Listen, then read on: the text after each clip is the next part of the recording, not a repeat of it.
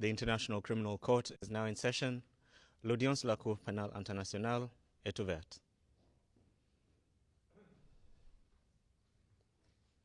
Please be seated. Veuillez vous asseoir.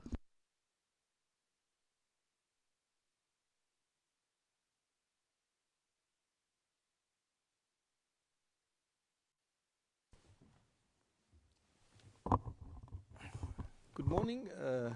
Good morning also to you, Mr. Witness. I hope you had a good rest and you're at ease. We continue now with the questioning by the office of... D'après les éléments du document d'information que nous avons, je pense que cela devrait se terminer aujourd'hui. Et je parle des questions du procureur. Donc je donne immédiatement la parole au représentant du bureau du procureur. Monsieur McDonald, merci. Monsieur le Président. Avant de débuter, je crois que vous allez être obligé de peser sur le bouton pour allumer vos micros. Voilà. Merci. Alors, monsieur le témoin, juste, j'aimerais avoir j'ai des questions de précision sur lesquelles je reviendrai.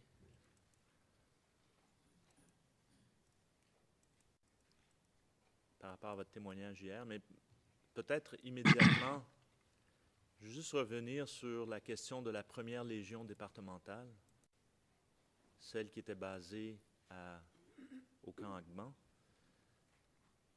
Pourriez-vous nous indiquer qui était le responsable de cette première légion? Pourriez-vous nous le mentionner, s'il vous plaît? Merci, monsieur le procureur. Le responsable de cette légion départementale basée à Agban, il s'appelait Gbeli Gabo, colonel-major Gbeli Gabo.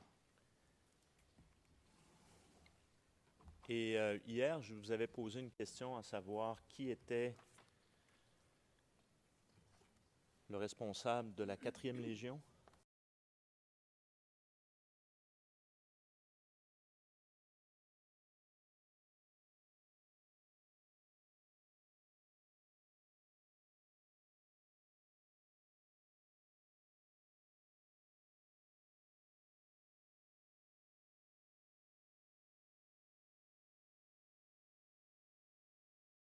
Est basé à Korogo. D'accord. Mais hier, vous m'avez posé la question sur le commandant escadron 4-1. Et j'ai donné un seul nom et vous m'avez suggéré le deuxième nom.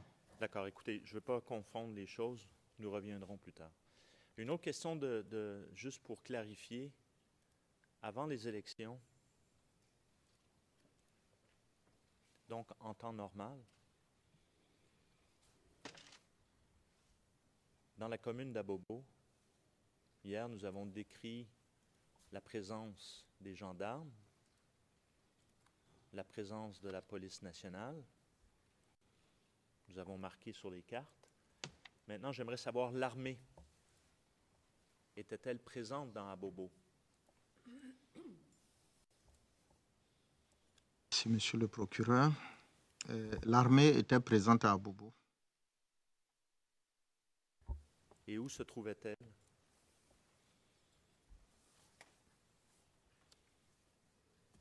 Il y avait une section du 1er bataillon de parachutistes commando en face de la mairie. Donc, le rond-point que vous avez déjà identifié avec le marché.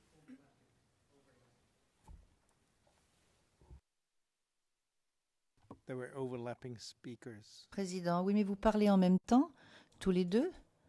Donc, n'oubliez pas.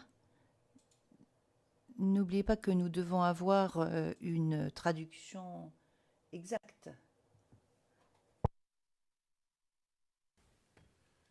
Il y avait au rond-point de la mairie une section, vous mentionnez, du 1er BCP? C'est exact, monsieur le procureur. Et juste pour ceux qui ne savent peut-être pas, une section contient combien d'hommes? Une section, c'est un effectif de 25 à 30 personnes.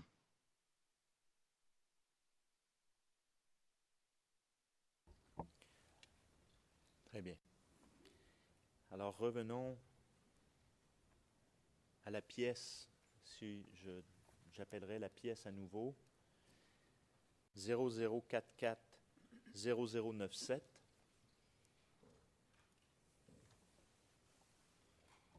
Si nous pouvions l'afficher, s'il vous plaît. Elle est publique.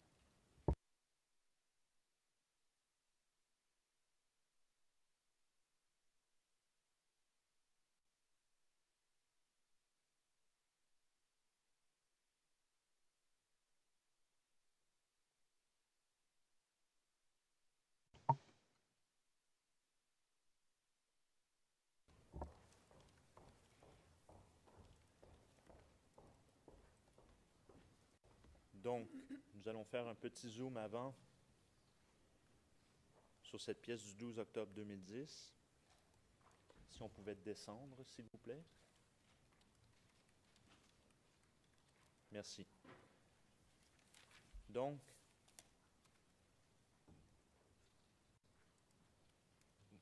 vous êtes convoqué par écrit à une rencontre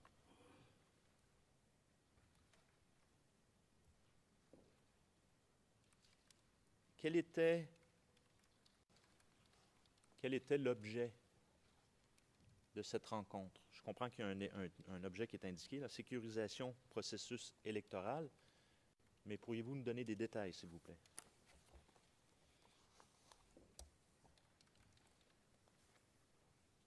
Merci, Monsieur le procureur.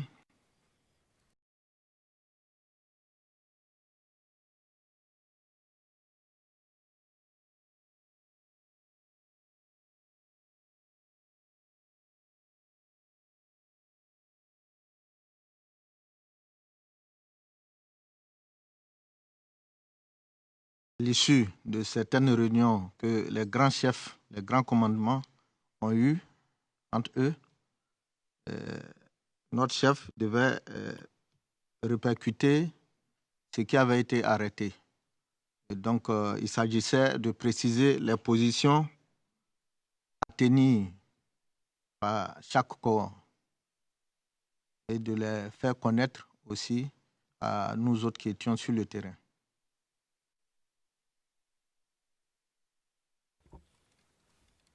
Et quand, juste pour clarifier, quand vous mentionnez que votre chef à ce moment-là, c'est le général Kassaraté, commandant supérieur de la gendarmerie, je comprends bien, il vous transmet donc des instructions ou des ordres qu'il avait lui-même reçus.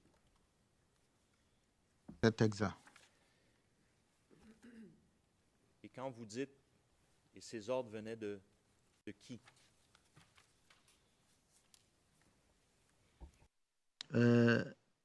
Face à la situation qui n'était plus normale, nous étions dans une situation de guerre.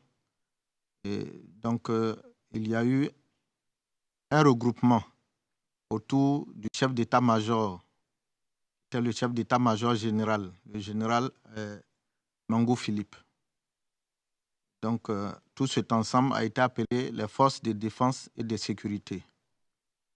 Et le général Mangou Philippe convoquait en même temps le commandant supérieur de la gendarmerie et le directeur général de la police nationale au fin de prendre des décisions de concert.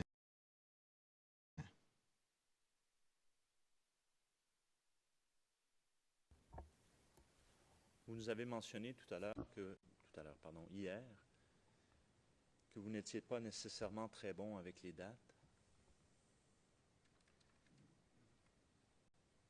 Ici, nous nous situons avant le premier tour des élections, qui a eu lieu le 31 octobre 2010. Ce n'est pas contesté. Et ce document est daté du 12 octobre 2010. Alors ma question, qui fait suite à ce que vous venez de mentionner, est-ce que déjà à ce moment-là, la situation sécuritaire avait amené la création de ce regroupement que vous avez parlé? Effectivement, ce regroupement avait été déjà envisagé et il existait.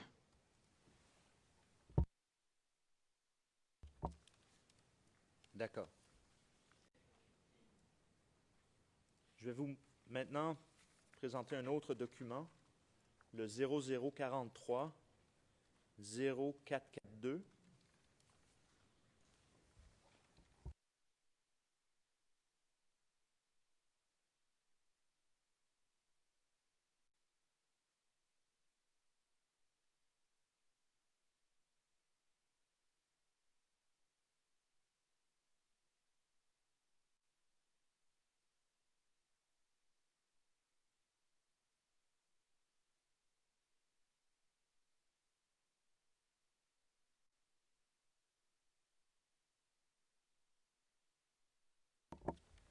Alors, le document est public.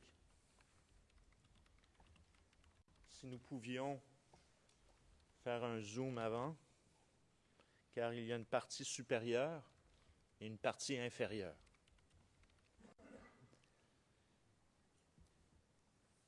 Donc, la partie supérieure, juste origine, CSG. Vous nous avez mentionné hier de quoi il s'agissait. Toute unité et service de la gendarmerie. Donc, ça vous était adressé aussi. Effectivement. Et je comprends que ça fait référence à une cérémonie, n'est-ce pas? C'est la partie du bas qui m'intéresse. Toujours daté du 25 octobre 2010.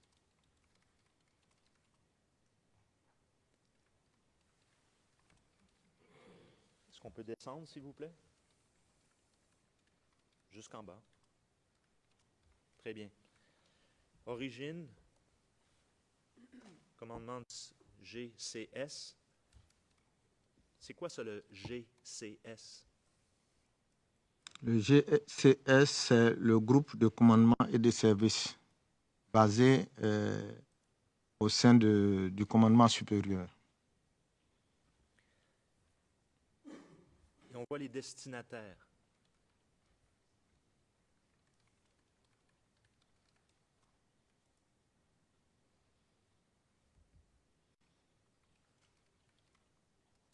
Étiez-vous visé par cet ordre, cette convocation à une séance de travail? Non, monsieur le procureur. Ici, les destinataires, dans les destinataires, je ne figure pas. Mais figure le GEB, c'est ça? Oui, effectivement. Et figure l'UIGN. C'est exact. D'accord. Merci. Alors la pièce, je la mets de côté, je poursuis. La prochaine pièce que j'aimerais appeler est la 0043 0443.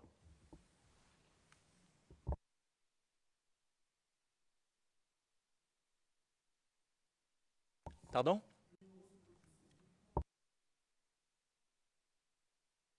Le numéro d'ordre, s'il vous plaît.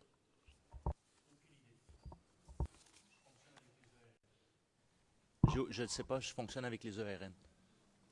Si vous regardez notre liste, elle est en ordre chronologique d'ERN, et comme ça, vous pouvez voir le numéro d'entrée.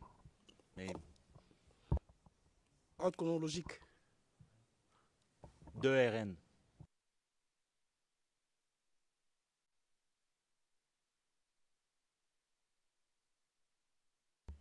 Alors, la pièce est affichée. Si on pouvait peut-être faire un zoom avant sur la partie supérieure et les publics.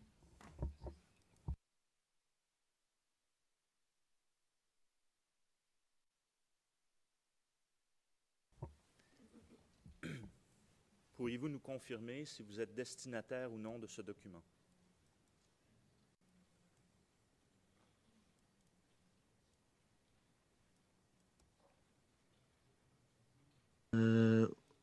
ce document s'adresse aussi à tous les commandants escadrons. Donc, Number 62. Le président, le numéro 62 de votre liste. Allez-y, monsieur le témoin. oui, ce document, comme je disais, m'était adressé.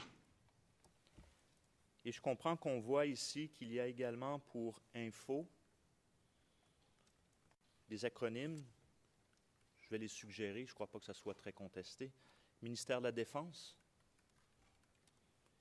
CEMA, mais toutefois, je vais demander CEM/PR. Ça veut dire quoi, ça?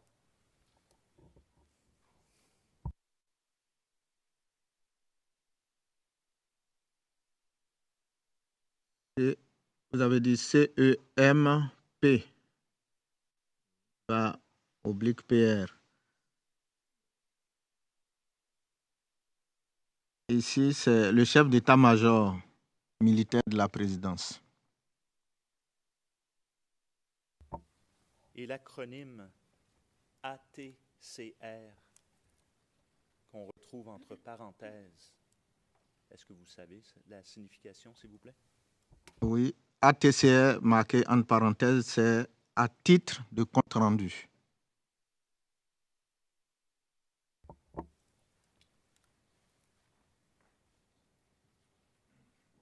Donc, le chef d'état-major personnel du président, à ce moment-là, est informé. C'est bien cela? C'est exact.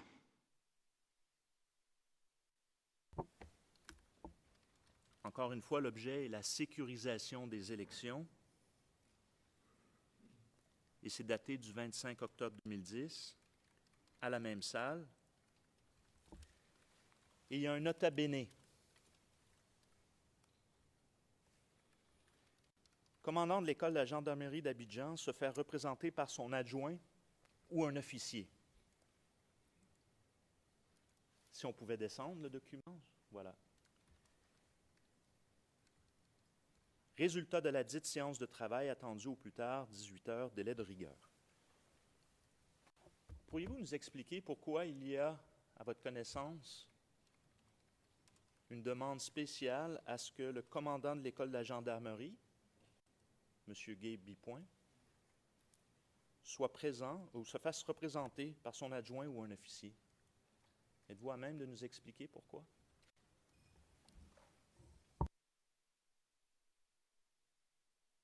Bien, pour ce que je sais, c'est qu'au cours de toutes les réunions qui ont eu lieu, très souvent, le général Gabi Point était absent. Les réunions convoquées par le commandant supérieur de la gendarmerie, le commandant école, le général Gabi Point, était absent. Et certainement, compte tenu de l'importance du sujet, le commandant supérieur a insisté pour qu'il y ait un représentant de l'école.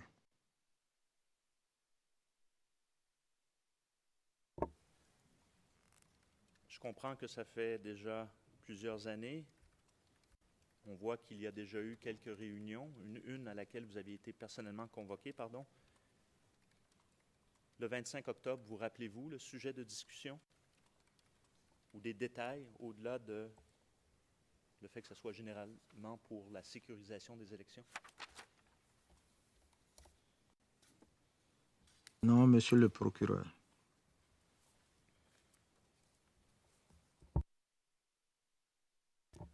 J'aimerais appeler la pièce 0043-0444, publique.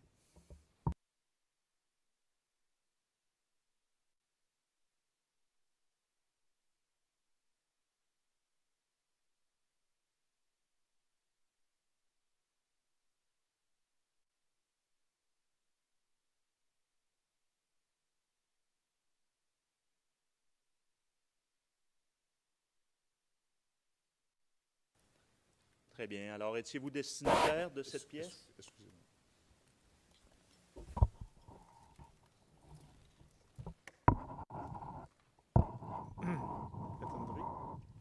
Maître Ndri? Maître Ndri.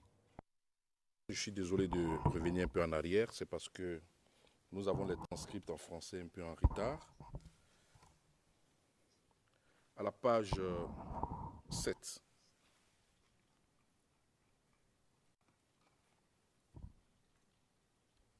Excusez-moi, je retrouve juste la partie qui va faire l'objet de mon intervention. Excusez-moi.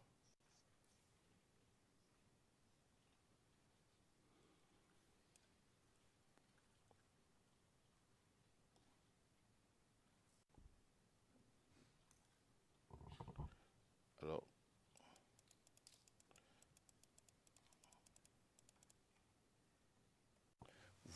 le procureur pose la question au témoin sur la pièce précédente, la page 8. Donc, le chef d'état-major personnel du président est informé. C'est bien cela? Et le témoin répond, c'est exact. Je voudrais soulever ici qu'il y a, dans la compréhension française en tout cas, il doit y avoir un problème. Il ne revient pas au témoin de dire que le chef d'état-major personnel du président est informé. Il ne peut pas le savoir. Je pense que ce qui est exact de dire, c'est est-ce que, suivant donc le document que vous avez, le chef d'état-major personnel du président était destinataire de ce document. L'information, le chef d'état-major était informé, fait état de l'effectivité. Il ne revient pas au témoin de l'apprécier, il n'était pas destinataire. Je suis désolé de réagir en retard, mais c'est parce que le transcript en français nous parvient un peu tard. Alors, juste... Your Honor, just to clarify that the Monsieur le Président, juste pour préciser que c'est un document qui se passe d'explication, il est question d'information, donc c'est noté, ce qui vient d'être dit sur le dossier, et je vais maintenant poursuivre. Monsieur le Président, oui, je vous en prie, Monsieur MacDonald. D'élection présidentielle 2010, c'est un document daté du 27 octobre 2010. Il y a des destinataires. Étiez-vous destinataire de cette convocation? Oui, monsieur le procureur. J'étais destinataire de ce document. Alors, si nous pouvions maintenant baisser un petit peu, on voit également pour info les mêmes entrées que nous avons vues précédemment à titre de compte-rendu. Si nous arrêtons là, s'il vous plaît. Primo. Dans le cadre objet présent message, je vous informe une réunion présidée par le général des Corps armés, commandant supérieur de la Gendarmerie nationale, aura lieu vendredi le 29 à 11 h à la salle de conférence d'Agban Gendarmerie. Alors les autres étaient à l'état-major, c'est-à-dire aux quartiers généraux de la gendarmerie, mais là ici cette rencontre a lieu au camp Agban.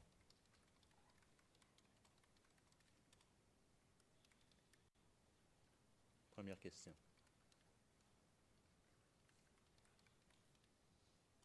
C'est bien cela?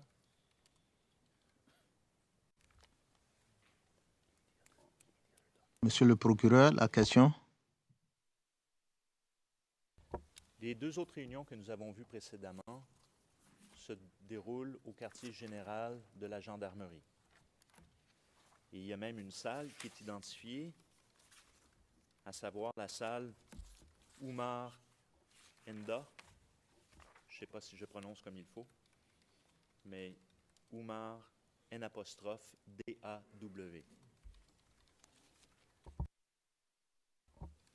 Et là, sur cette pièce, on voit que la réunion a lieu au camp d'Agban Gendarmerie.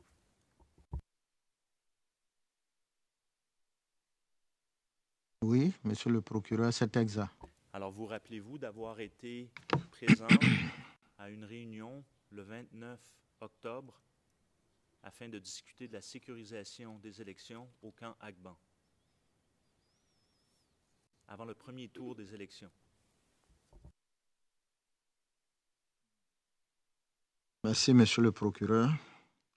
Donc,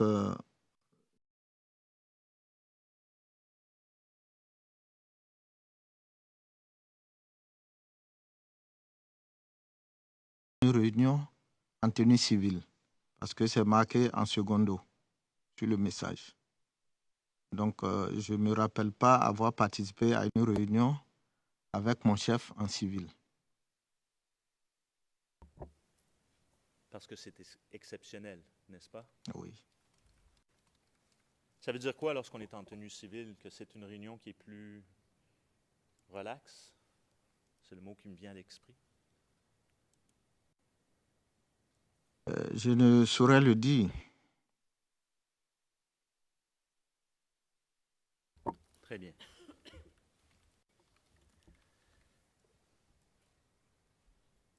J'aimerais parler maintenant des élections.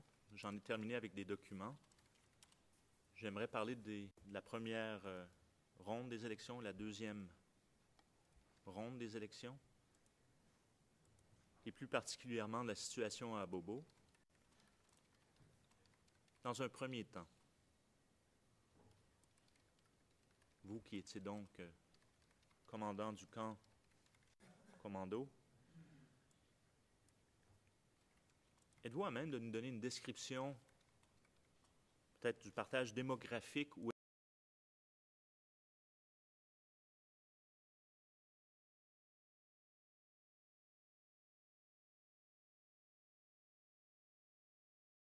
Monsieur le procureur,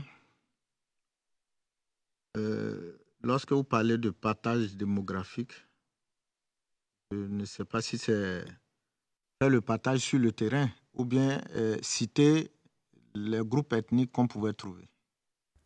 on peut peut-être débuter par citer les groupes ethniques qu'on pouvait trouver.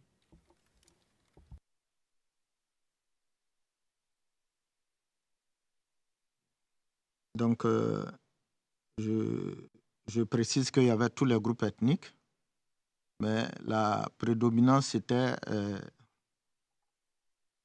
plus les hommes du Nord d'abord de la Côte d'Ivoire et au-delà du nord de la Côte d'Ivoire.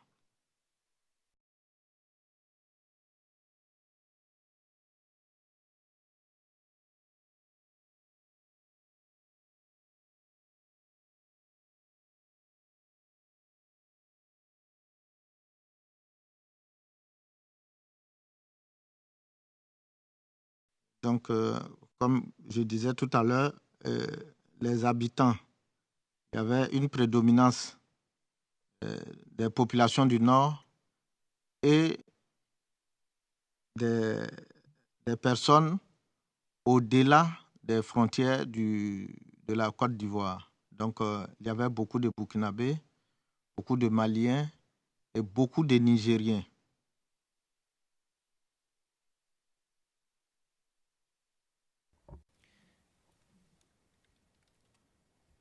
À Bobo, maintenant, je comprends que Mme Gbagbo était députée d'une circonscription qui faisait partie d'Abobo. Pourriez-vous nous confirmer l'endroit géographique qui faisait partie de sa circonscription qu'elle représentait à l'Assemblée nationale?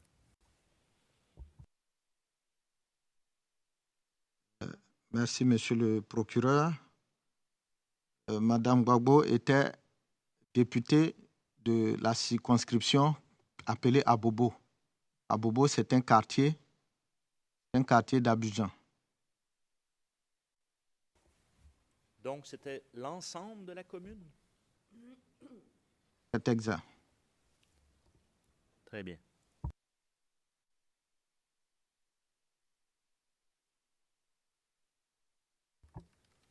Avant le premier tour des élections du 31 octobre 2010, quelle était la situation sécuritaire à ce moment-là à Bobo?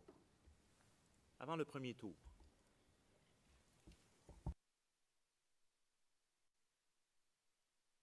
La situation sécuritaire à Bobo avant le premier tour, je ne peux pas dire qu'elle était normale, puisque déjà, nous étions dans une période de guerre depuis 2002.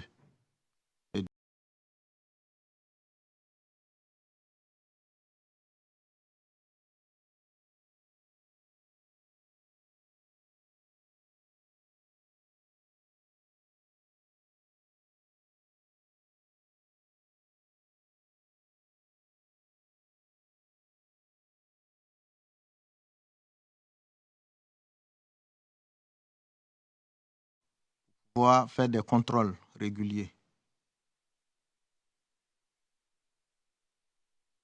Et l'objectif, c'était de contrôler qui?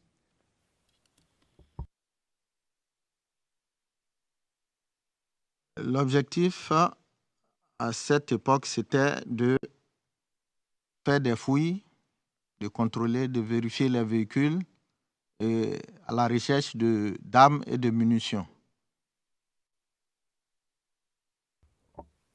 D'accord. Vous avez eu des rencontres? Vous avez assisté à des rencontres?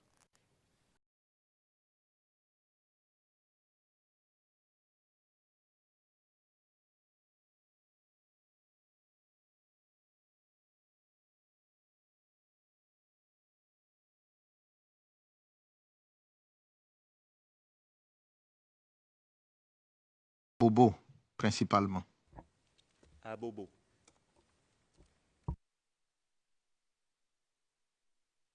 Donc, déjà à cette période, dans Abobo, il y avait la présence des militaires, de quelques sections de militaires. Il y avait des policiers, des CRS. Non, il y a la police même qui est dans la commune, mais il y avait des renforts qui venaient, qui occupaient le terrain. Et il y avait des éléments de l'escadron qui avaient pour mission de tenir des positions aussi. Quand vous dites l'escadron, vous faites référence à qui? Quand je dis l'escadron, je parle de l'escadron que j'avais pour mission de diriger. L'escadron 3-1.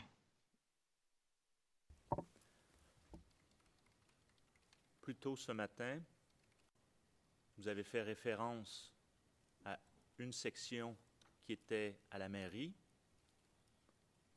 mais là vous avez indiqué, section de l'armée, qu'il y avait, semblait y avoir d'autres, plus d'une section à ce moment-là pour sécuriser les élections à Bobo de l'armée.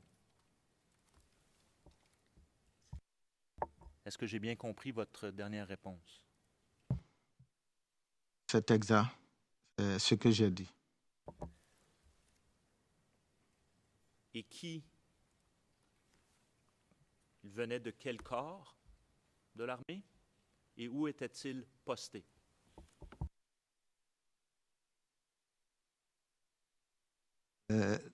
Les autres militaires qu'on trouvait sur le terrain, il y avait les éléments du 3e bataillon qui étaient postés au-delà de la mairie, à un carrefour qu'on appelle Samake, carrefour Samake.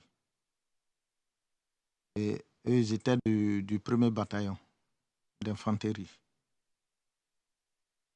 Au niveau de Ndotré, à un certain moment, ce n'était pas régulier. À un certain moment, on retrouvait là aussi avec nos hommes, les hommes du camp commando d'Abobo. On retrouvait là quelquefois des éléments du 3e bataillon basé à Niama.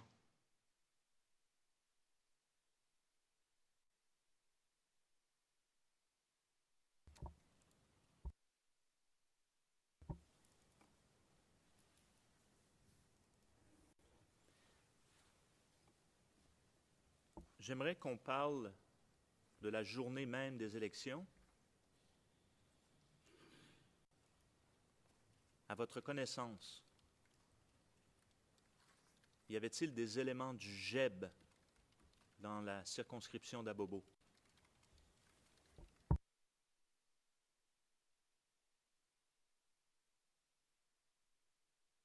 Dans la journée des élections, il n'y avait pas d'éléments du GEB. Il n'y avait pas d'éléments du GEB qui devait tenir une position. Par contre, lorsqu'il s'est agi du convoyage des urnes, il y a eu un problème dans un centre de de vote. Parce que les jeunes, c'était purement des jeunes de la commune d'Abobo qui s'opposaient à ce que les forces de l'ordre permettent de convoyer les urnes jusqu'à destination. Parce que ces jeunes supposaient que les forces de l'ordre étaient acquises à la cause du président Laurent Gbagbo. Et donc, beaucoup de choses pouvaient se passer au cours du convoyage. Et donc, il y a eu une opposition et c'est à ce moment que le commandant Abei a suivi sur le réseau lorsque je rendais compte et il est venu en renfort avec un certain nombre d'engins blindés. Et nous avons réglé la situation et il est reparti au camp Agban où il est basé.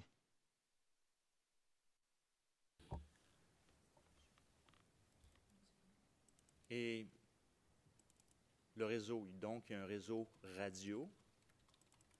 Est-ce que c'est un réseau radio qui est entendu par tous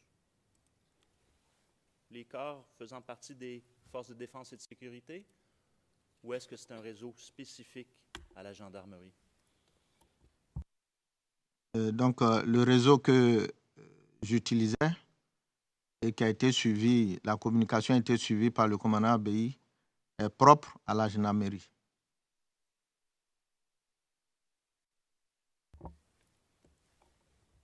Et à ce moment-là, vous décrivez la situation? C'est bien cela? C'est exact. Est-ce que vous faites des demandes lorsque vous faites rapporter l'information? C'est exact. Qu'avez-vous demandé? Donc, je n'ai pas eu le temps de demander. Au moment où je rendais compte, le commandant Abei est rentré dans le réseau et il m'a dit qu'il n'était pas loin. Il se trouvait aux environs du zoo et qu'il allait venir en renfort.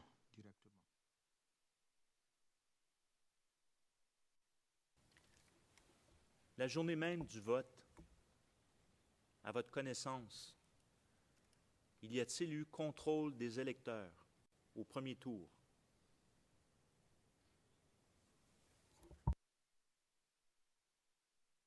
À ma connaissance, effectivement, nous avons eu des appels de la population qui nous disaient que dans un certain quartier appelé Klouetia, Kennedy Klouetia, un sous-quartier d'Abobo, et que des personnes en cagoule et en tenue civile, dans des véhicules aussi civils, leur prenaient les cartes d'électeurs ou les cartes d'identité. Et donc, nous sommes allés sur le terrain, mais on n'a vu personne.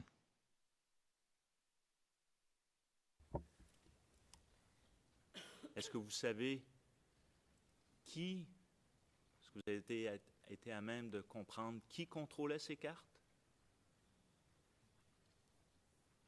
Ces hommes cagoulés en civil? Je n'ai jamais pu savoir qui l'a fait parce qu'on n'avait pas connaissance, on n'avait pas été prévenu de la présence de ce genre de personnes sur le terrain. Avez-vous été à même de déterminer l'origine ethnique des personnes qui avaient été contrôlées par ces hommes en cagoule?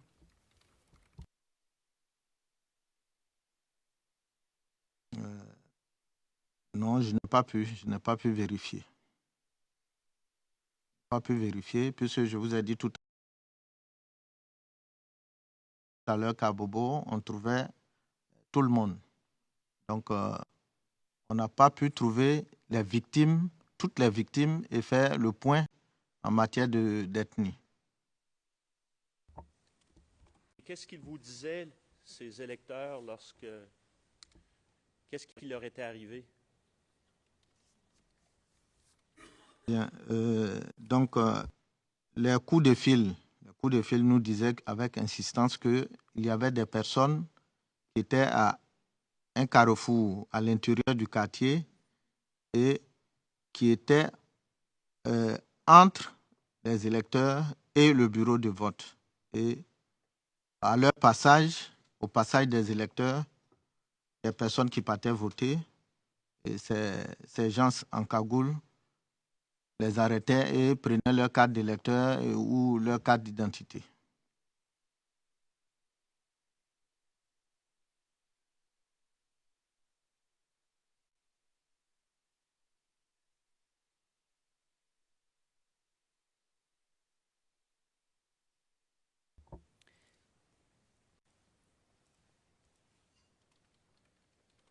Avez-vous assisté à des réunions entre les deux tours des élections?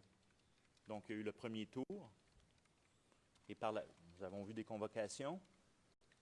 Il y a eu le deuxième tour qui se tient le 28 novembre. Avez-vous été convoqué à des réunions? À votre souvenir.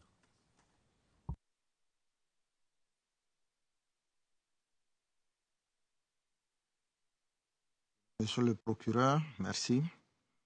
Comme je l'ai indiqué tout à l'heure, il y a eu tellement de rencontres que je ne me souviens pas très bien. Mais ce qui est logique, c'est que pour tout événement de cette envergure, logiquement, le chef, le commandant supérieur de la gendarmerie, le général Kassaraté, convoque tous ces hommes, tous les responsables que nous étions pour nous donner des instructions.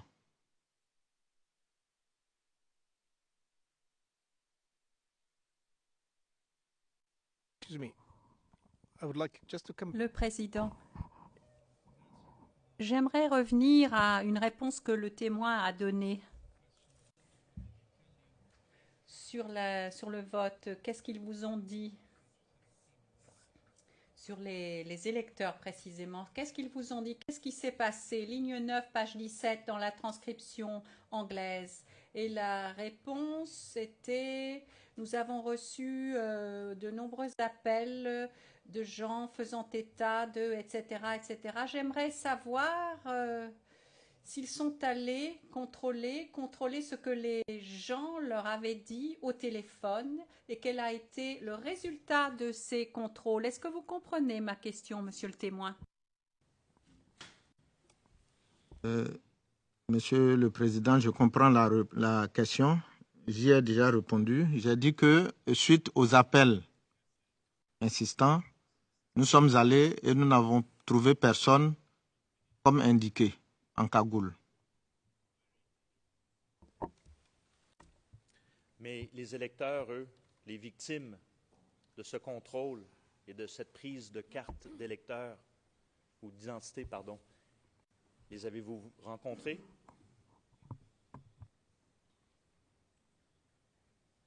Nous avons rencontré deux, je pense, 2 personnes au moins, mais nous n'avions pas la preuve que, effectivement, c'était des personnes en cagoule.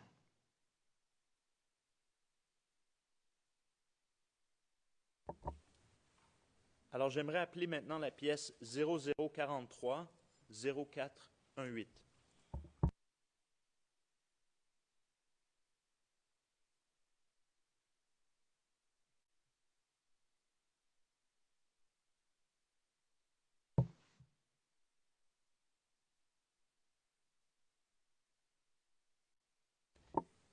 Est-ce que nous pourrions faire un zoom avant, s'il vous plaît? Merci.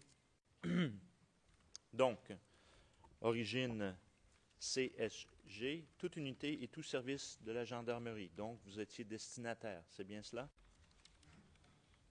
Effectivement. Pour info, est-ce que vous êtes à même de nous dire les personnes qui sont informées? Ce sont tous des unités ou des services de la gendarmerie? Dans l'info, ce sont des services rattachés au commandement supérieur de la gendarmerie. Donc, nous avons commandement supérieur de la gendarmerie, bas cabinet, bas ressources, bureau ressources humaines, bas personnel sous-officier, effectif. Donc, il y a le bureau des effectifs, tiret, centre administratif technique de la gendarmerie. Bas, solde, tiret, bureau organisation emploi, tiret, bureau des télécommunications et informatique. Très bien. Et le message, donc, précise désertion d'un sous-officier de la gendarmerie. Et on indique son nom. La pièce est publique. Donc, vous étiez informé lorsqu'il y avait des désertions au sein de la gendarmerie?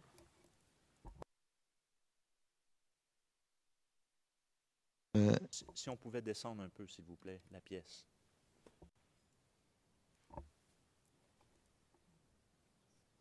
Non, montez, pardon, gardez en haut. Je veux la partie du haut. Plus haut. Plus haut. Voilà, OK, on arrête comme ça. Donc, on parle de désertion d'un sous-officier de la gendarmerie. Donc, vous étiez informé lorsqu'il y avait désertion au sein de la gendarmerie. C'est ma question. C'est bien cela. Lorsqu'il y avait désertion, j'étais informé. Pourquoi?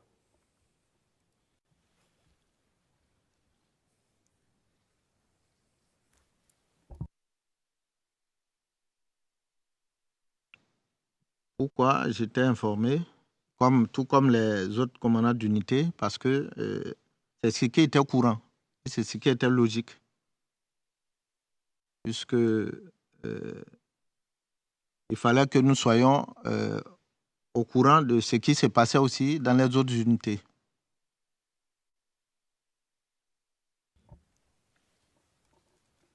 Et c'était quoi l'objectif, non seulement d'informer? Décrivez-nous. Ici, je comprends qu'on indique le nom. Et vous faites quoi avec cette information-là à ce moment-là?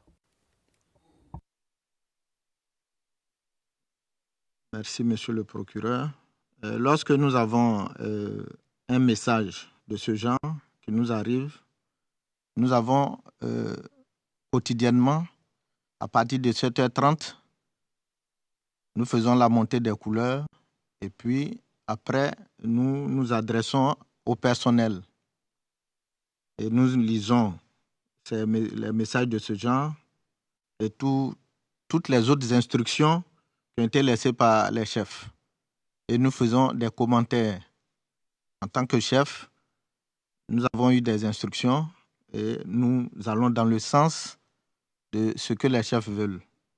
Donc, en parlant de désertion, c'était amener nos hommes à comprendre qu'il y avait ce genre de situation ailleurs et les conséquences que d'éventuelles personnes pouvaient encourir. Donc, le matin à 7h30, à la levée du drapeau, quand vous dites des couleurs, c'est le drapeau. Le drapeau. C'est bien cela. Les instructions sont mentionnées. Et c'est quoi les conséquences dans ce cas-ci? Bien. Les conséquences, si vous remarquez dans Info, il est marqué commandement supérieur de la gendarmerie, bas cabinet. Donc, tous ces services qui sont cités prennent connaissance de la situation et chacun, en ce qui le concerne, prend ses responsabilités. Par exemple, les effectifs, à partir des effectifs, bureau ressources humaines et personnel sous-officier. Donc, cet élément est mentionné comme déserteur, ainsi qu'au niveau des effectifs. Donc, les documents administratifs contiennent la décision qui a été prise. Le CATG, bas solde, nous avons une régie. La gendarmerie a une régie personnelle.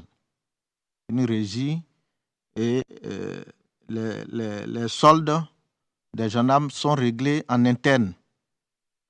Et donc, à partir de là, de ce message, les responsables de cette régie prennent les dispositions pour ne plus que la solde de ce gendarme soit virée. Que se passe-t-il si on rencontre à Bobo cet individu, vous le rencontrez, ce déserteur, et vous le voyez? Quelles sont vos obligations à ce moment-là?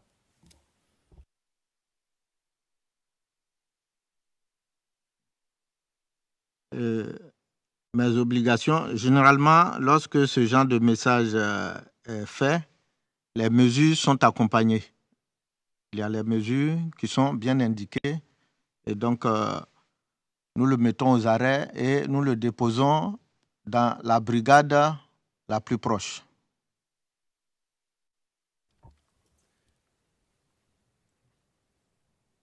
Comment étaient perçus les déserteurs lors de la crise post-électorale?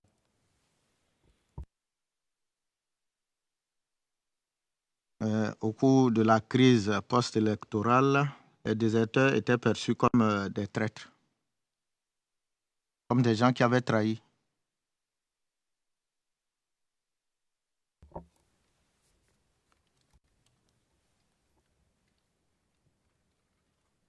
Comment savez-vous cela? Je le sais parce que... Excusez-moi.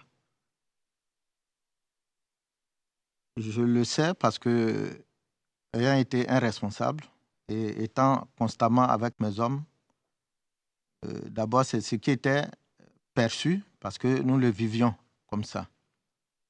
Nous le ressentions comme ça. Et en plus, les commentaires qui en étaient faits.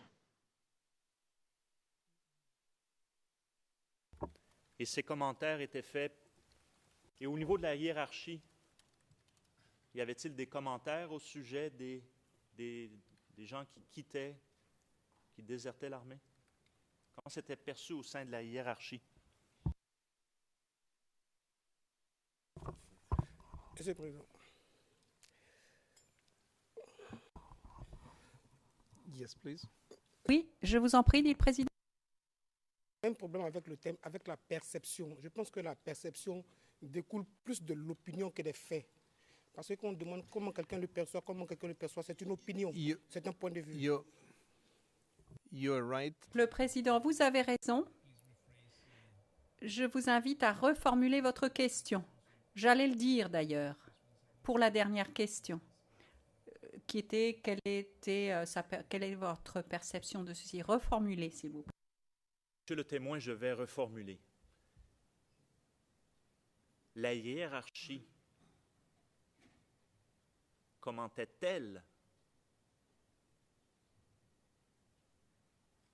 les désertions lors de la crise post-électorale?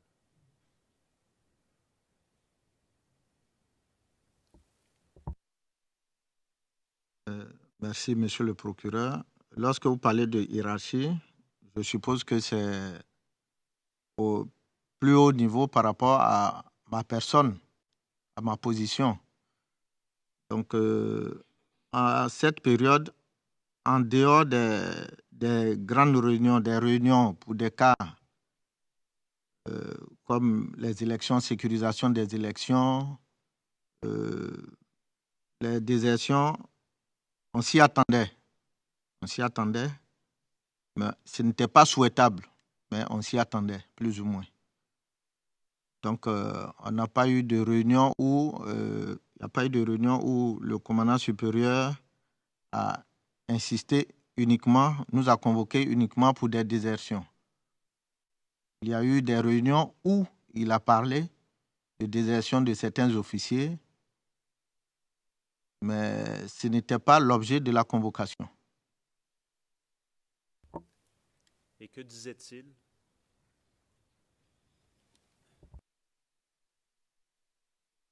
Il faisait savoir la situation à tout le monde, parce que souvent, il y en a qui désertaient et on n'avait pas encore la vraie position. On ne savait pas s'ils avaient déserté, mais on n'avait pas de nouvelles d'eux. Et donc, le commandant supérieur prenait le temps d'expliquer et de nous dire ce que ces personnes encouraient. Et comme je l'ai dit tout à l'heure, ce qui allait suivre comme conséquence.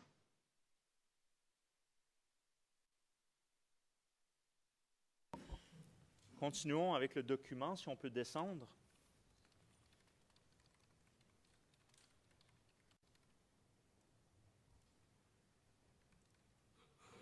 Êtes-vous destinataire?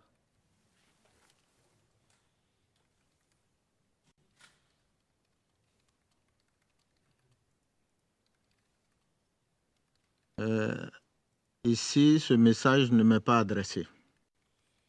Donc, il y a une séance de travail à tous les commandants de Légion et commandants de GDR. Rappelez-nous à nouveau GDR. GDR, c'est le groupe de recherche et de renseignement.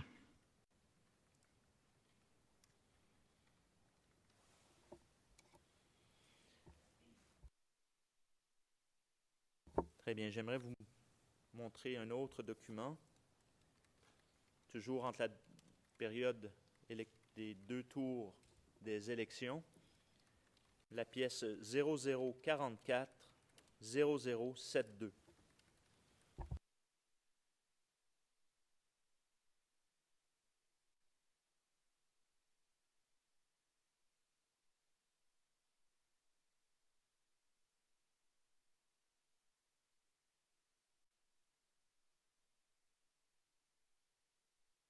Donc, on regarde la pièce. Je comprends que vous êtes destinataire.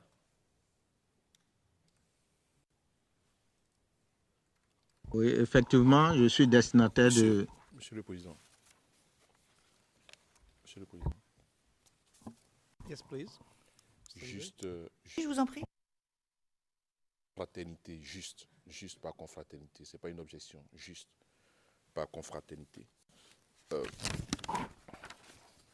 Cette liste de matériel nous a été donnée par monsieur le procureur. Et je crois que c'est sur cette liste que monsieur le procureur lit pour faire référence en fait aux pièces. Il serait plus facile pour nous, si possible. C'est une requête faite juste pour une question de confraternité. Ce sera facile pour nous si le procureur donnait le numéro d'ordre qui était juste en face de sa lecture. Ça nous faciliterait de immédiatement voir la pièce dont il s'agit et de voir la réplique attendue donc, par l'équipe de défense, ne serait-ce que par confraternité, juste cela. C'est noté, Monsieur le Président. 68. 68. I just want to clarify. Monsieur McDonald, je voudrais juste préciser quelque chose, Madame, Messieurs les juges.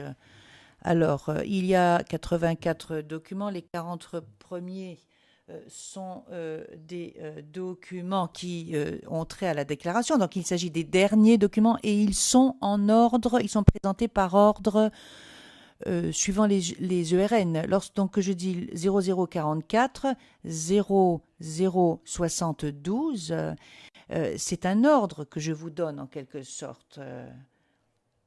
Et nous travaillons à partir des ERN. Cela fait 12 ans que je travaille à partir des ERN. Ce n'est pas que je ne souhaite pas en fait donner un ordre, l'ordre d'apparition sur le document. Je sais que d'autres collègues le font, mais ce n'est pas que je ne veuille pas le faire, je ne le fais pas tout simplement. Donc, et je vais continuer à donner les numéros RN, le président. Je dois vous dire qu'il s'agit d'une tâche particulièrement aisée que de retrouver les numéros. Moi, j'arrive à le trouver, donc ça doit être une tâche facile. Je ne pense pas que ce soit un gros problème, vraiment. Donc, poursuivez, monsieur. Monsieur McDonald, merci. Moins. Ne soyons pas distraits par les avocasseries. Il y a eu une séance de travail. Monsieur le Président. Please. Monsieur le Président. Oui, oui. McDonald veut en Yes, faire suite à you're mon right. intervention. Vous avez raison. Vous avez raison. of course. Bien sûr. Je vous inviterai à ne pas faire d'observation. Vous n'auriez pas dû faire cette observation. Donc poursuivez sans pour autant faire de commentaires. Vous êtes destinataire de cette pièce? Effectivement, je suis destinataire de ce message. Il y a encore pour info les différents corps que nous avions précédemment. Ministère de la Défense, SEMA, chef d'état-major particulier ou personnel de la présidence. Il y a un numéro urgent. Une date, 26 novembre 2010. Séance de travail. Vous informe qu'une réunion présidée par le général des Corps armés commandant aura lieu. Et là, je comprends que c'est à la même salle, à savoir au quartier général de la gendarmerie.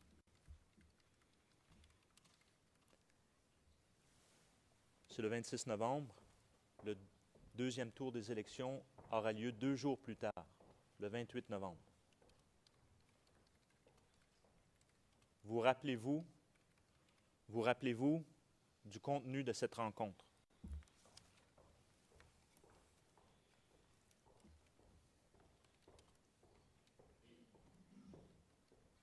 Deux jours avant le dernier tour des élections.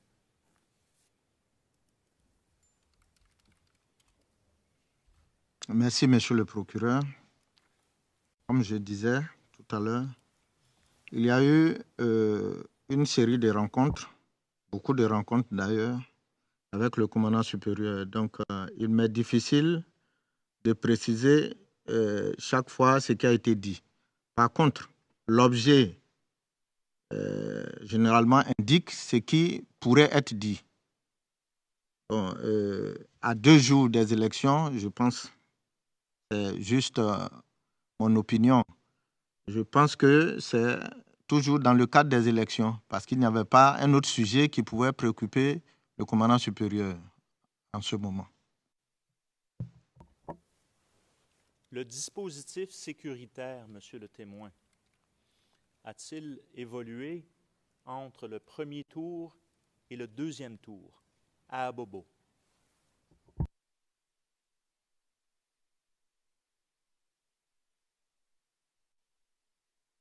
Le dispositif sécuritaire a été renforcé. Il a été renforcé, mais nous recevions des instructions ou des informations du commandant supérieur de ce que, à l'issue des réunions qu'ils ont eues entre eux et les grands chefs, les grands commandements, certaines positions devaient être occupées.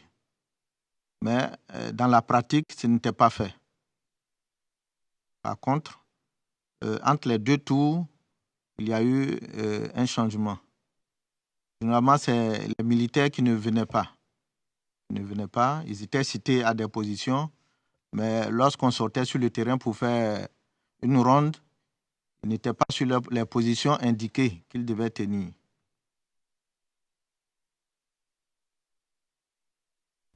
Pourquoi, à votre connaissance?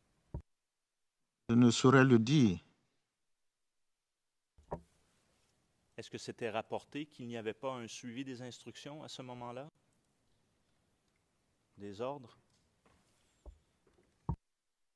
Effectivement, lorsque je faisais mes rondes, je rendais compte. Y a-t-il eu une évolution au niveau de la situation sécuritaire sur le terrain en tant que tel? Avez-vous vu un changement entre les 2 tours des élections?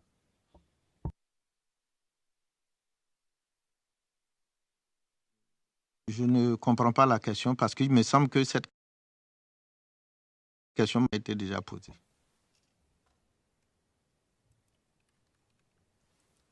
Vous dites qu'il y a eu des ordres, qu'il y ait un renforcement des effectifs sur le terrain entre les 2 tours des élections. Ça, c'est une chose. Mais ma question est, avez-vous vu un changement au niveau du comportement de la population à Abobo qui nécessitait un tel renforcement? Merci, Monsieur le procureur. Donc, je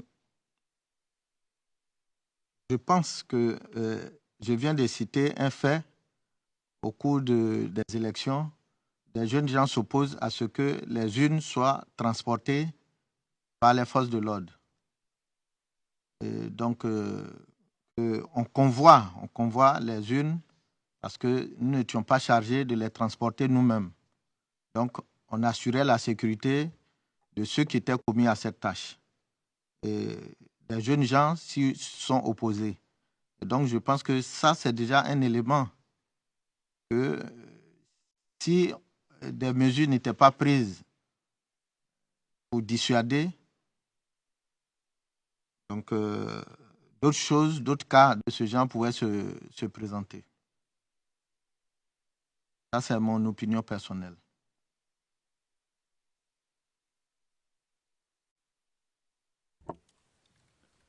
La gendarmerie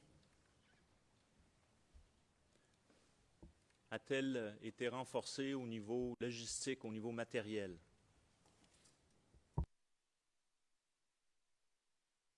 Entre les deux tours des élections.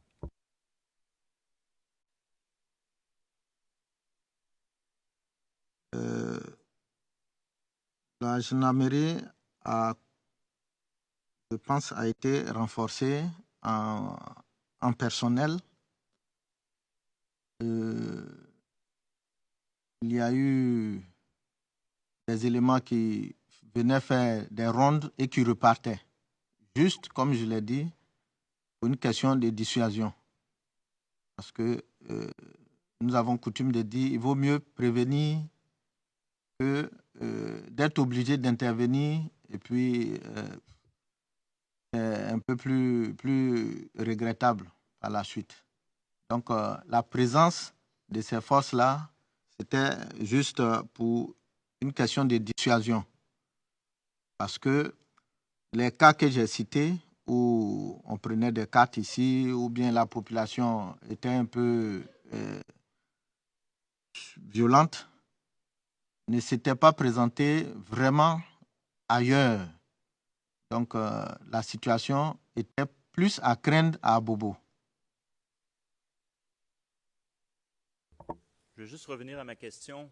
Je parle en moyens logistiques et matériels. Laissons faire les moyens humains. Je parle de logistique et de matériel. Oui. Entre les deux tours, la première dame de l'époque a remis 3 véhicules au commandant supérieur pour l'escadron commando d'Abobo que j'ai réceptionné au commandement supérieur de la gendarmerie. Ils étaient de quelle marque, ces véhicules? Marque Mahindra. Mahindra. Mahindra. D'accord. C'est de l'Inde.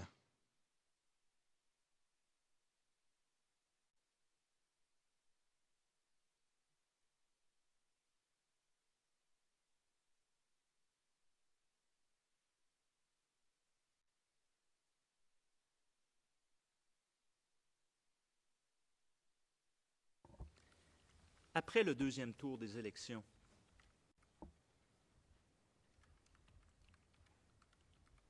et après que le débat sur le vainqueur des élections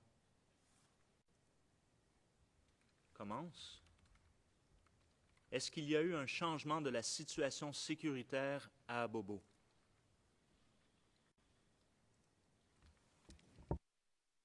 Merci, monsieur le procureur.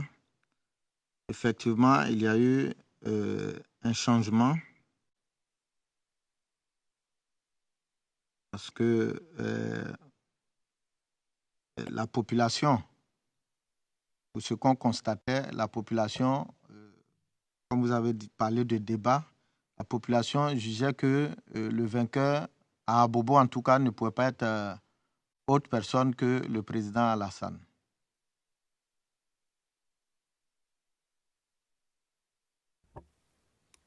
encore continuer? Expliquez-nous. Donc, comme je l'ai indiqué plus haut,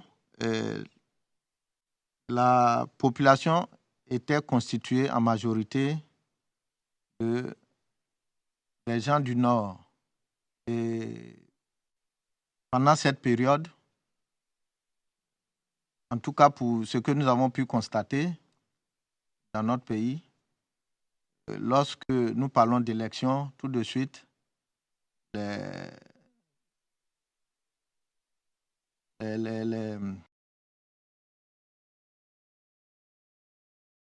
population est repartie sur les différents partis politiques. C'est-à-dire que les régions et les populations qui s'y trouvent, les ethnies, sont reparties en fonction des candidats qui sont présentés. Donc, population, jugeaient que le président Laurent Gbagbo ne pouvait pas avoir assez de voix à Bobo. Donc, il restait convaincu que si c'était le cas, c'est qu'il y a eu fraude. Donc, on devait s'attendre vraiment à des confrontations.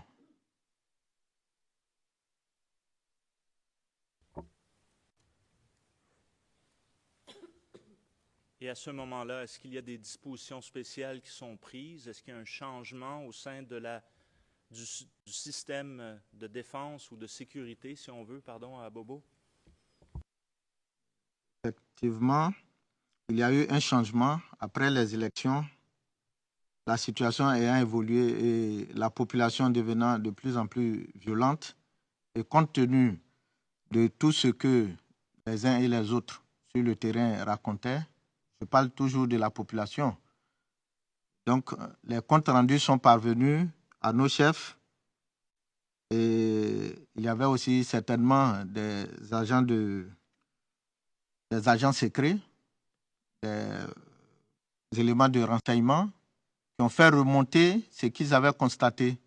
Et donc, les chefs se sont rencontrés et dans le mois de février, ont mis en place un commandement intégré, un commandement, c'est-à-dire ils ont créé un PC, un quartier général qui regroupait les forces au lieu de les éparpiller parce que les comptes rendus que nous avons faits montraient que après les réunions, les positions que chaque corps devait tenir n'étaient pas tenues. Donc, il fallait regrouper ce personnel, obliger ce personnel à travailler ensemble.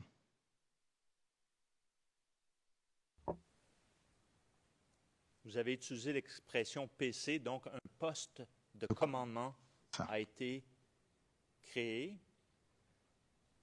où on regroupe les forces. Et à quel endroit sont-elles regroupées, ces forces?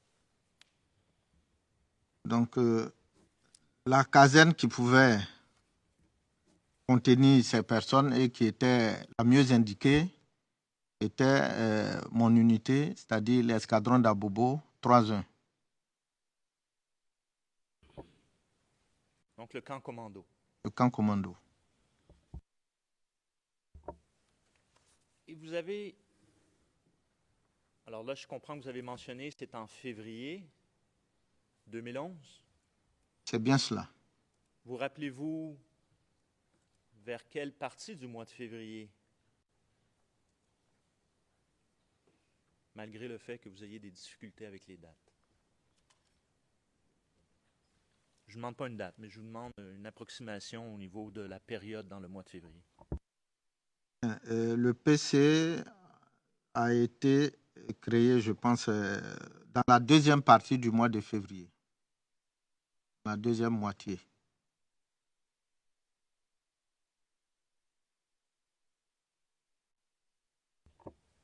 D'accord. Nous y reviendrons. Je ne veux pas qu'on se projette trop en avant pour l'instant. Il y a d'autres sujets dont j'aimerais traiter. Et je vais débuter, je vais le dire lentement, afin d'aider mes collègues de la défense Je reviens en arrière un petit peu. Je reviens sur la question de la dotation logistique. Et je fais référence à la pièce 0043, 0220. On m'indique que c'est le 44.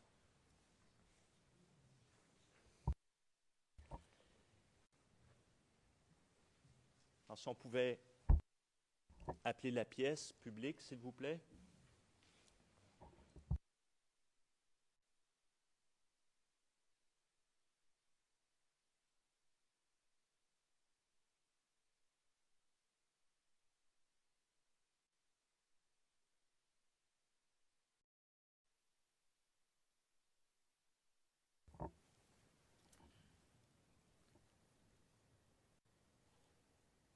Donc, je comprends que vous êtes destinataire, toute unité et tout service de la gendarmerie.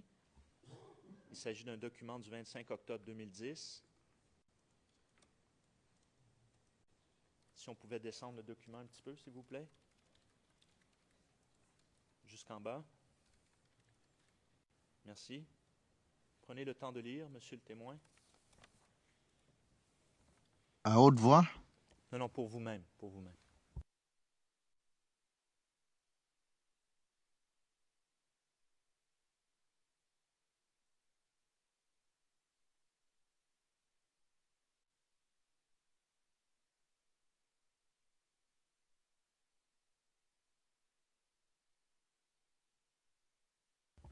Donc, pourriez-vous nous expliquer le document en question? Il s'agit de quoi?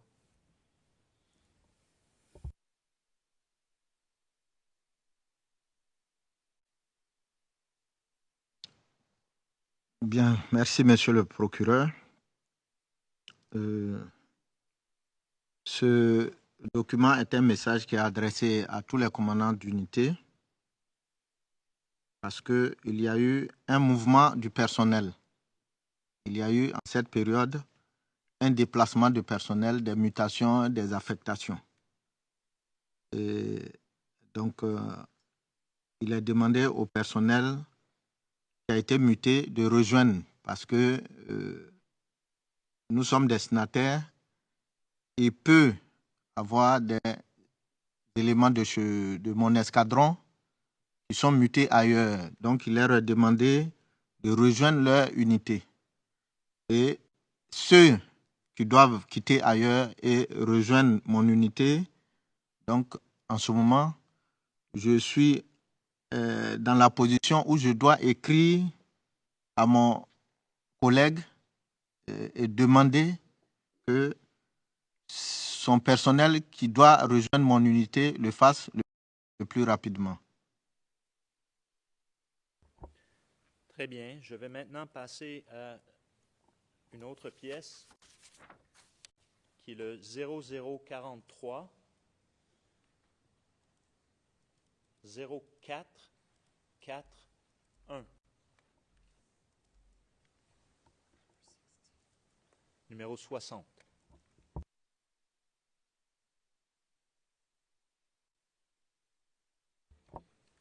Pièce publique. Je comprends que vous êtes destinataire. Oui, c'est bien ça. Document daté du 28 octobre 2010. Je lis juste en bas de référence, dans le cadre sécurisation processus électoral, vous demande vouloir bien prendre disposition suivante à côté du jeudi 28 octobre 2010 jusqu'à nouvel ordre. Primo, alpha, maintenir en alerte maximum. Ensemble personnel, placé sous vos ordres. Bravo, ou en B. Renforcer sécurité, caserne, installation, établissement militaire. Et on peut lire, mais je vais attirer votre attention sur Quarto, le quatrième. Quarto. En cas d'attaque, riposter puis rendre compte. Il s'agit d'instructions particulières. En cas d'attaque, riposter puis rendre compte. Ça veut dire quoi, ça?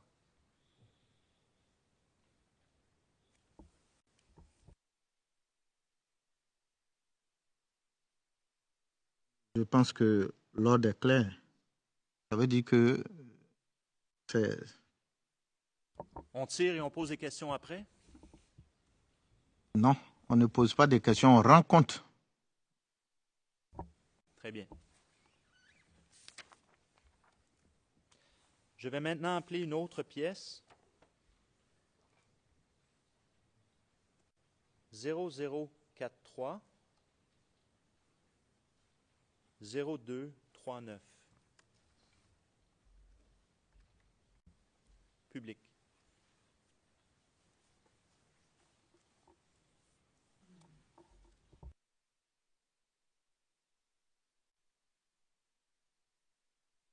Alors, la pièce est la numéro 47.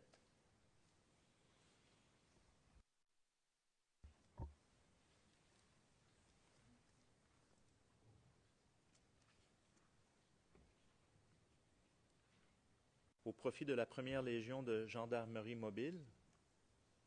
Donc, si je comprends bien, c'est au profit de la Légion dans laquelle vous apparteniez. C'est bien cela. Motif, sécurisation du second tour des élections présidentielles. Référence, message antérieur, du 25 novembre.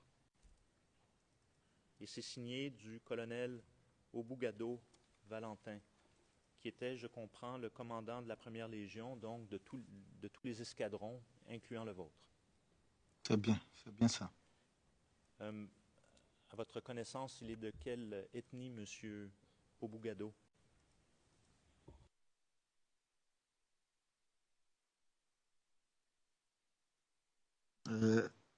Le colonel Obougado ici mentionné est BT, je crois. Et pourriez-vous nous expliquer son ascension au sein de la gendarmerie? Est-ce que ça a été une ascension que vous qualifieriez de normale ou accélérée?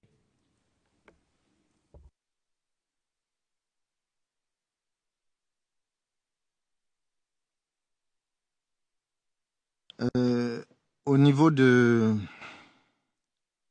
l'armée, il y a un certain nombre d'années que nous devons observer avant de passer les grades au grade supérieur. Donc, dans le cas de mon chef, ici mentionné, le colonel Obougado, il est passé de colonel à colonel-major, je crois, en 3 ans, alors que ça devait être plus que ça. Mais je mentionne je précise qu'il n'a pas été le seul dans ce cas.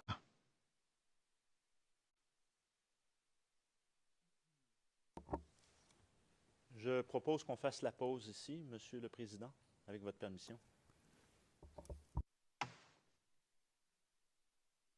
Yes, I think so. Oui, je le pense aussi. Eh bien, nous allons faire la pause, une pause d'une demi-heure, monsieur le témoin. Puis, nous reviendrons à 11h30. Merci. Rise, veuillez vous lever.